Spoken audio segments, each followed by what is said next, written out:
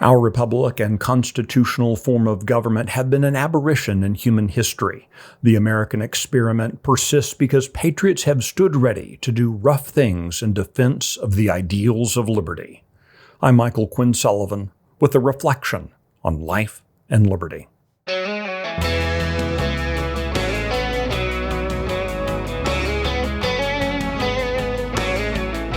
Whether in the farmlands of Massachusetts against the Redcoats or the fields of France against the Nazis, our nation wouldn't exist, even in its currently troubled state, were it not for those who have served in the armed forces. People often confuse and conflate Veterans Day and Memorial Day. The latter exists specifically to honor the fallen patriots who gave that last full measure of devotion to the American Republic while in uniform. The former, though, recognizes especially the men and women who once wore our nation's uniforms but have since returned to civilian life.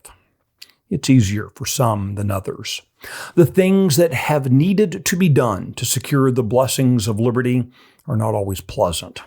Thanks to modern medicine, many of our veterans' deepest scars are not physically visible, but they're there. Veterans Day often expresses itself as "Think a Veteran." That is well and good, and we should. Yet maybe we should also think about ensuring that our republic is one worthy of their sacrifice and service.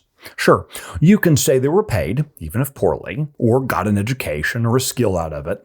For half a century, though, the military has been an all-volunteer force. Our soldiers, sailors, airmen, and Marines have served without an obligation beyond the contractual agreement they freely made. Are we worth it? Is our republic one worth saving? If we want our nation to survive, then we as citizens must be about the business of ensuring it is one for which men and women want to volunteer in its defense. Veterans Day should inspire us to consider the government and culture we ask men and women to defend. And, of course, to thank those who have served.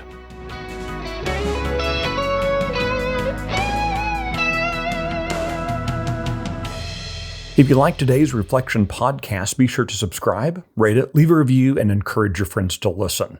The Reflections podcast is presented by Texas Scorecard, and today's edition was produced by Walker York in the 1836 studios. I'm Michael Quinn Sullivan. Thanks for listening.